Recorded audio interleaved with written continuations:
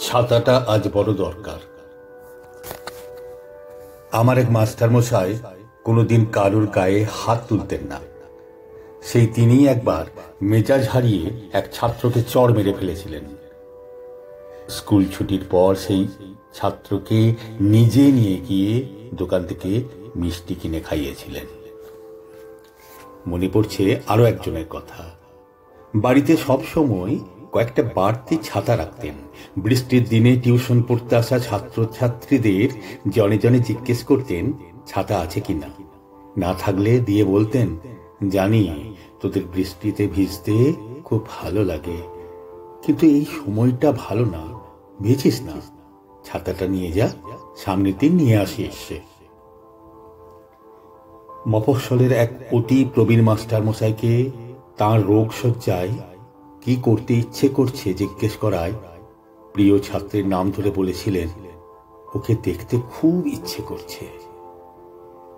স্কুলের সাথে বেড়াতে গিয়ে অসুস্থ হয়ে পড়া ছাত্রীর মাথার কাছে বসে রাত জেগেছিলেন যে স্যার, কিংবা স্কুলের মাঠে খেলতে গিয়ে চোট পাওয়া ছাত্রকে নিয়ে হাসপাতালে দৌড়েছিলেন যে মাস্টার মশাই, তাদের তখন কোনো আলাদা আলাদা নাম ছিল হয়তো, কিন্তু আজ এতগুলো বছর পেরিয়ে এসে মনে হয় তাদের একটাই পরিচয় ছিল, শিক্ষক।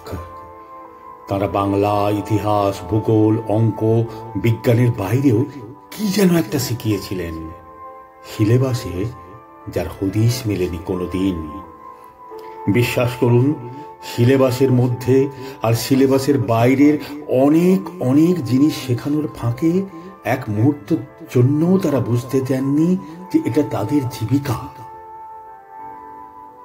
ছাত্রদের কাছে হেরে গিয়ে যে শিক্ষক আনন্দে কেঁদে ফেলেন, কিংবা ছাত্রকে শাস্তি দিতে গিয়ে যে শিক্ষক নিজেই কষ্ট পান, শিক্ষকতা শুধুই তার জীবিকা হতে পারে না। এত বছরে সিলেবাসের মধ্যে আর সিলেবাসের বাইরের যা কিছু শিখেছি, যতজনের কাছে শিখেছি, তাদের সকলকে আমার আনত প্রণাম। যা শিখতে পারিনি তার তাই পুরোপুরি আমার। তার জন্য যা শাস্তি প্রাপ্য মাথা পেতে নিতে রাজি আছি।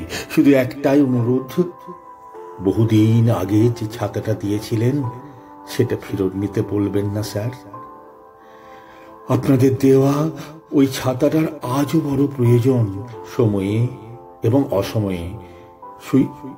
শুধু ওই ছাতার আশ্রয় পেতেই সারা জীবন আপনাদের ছাত্র হয়ে থাকবো মাস্টার মশাই। ভালো থাকবেন স্যার, সুস্থ থাকবেন সবাই, আপনারা সবাই।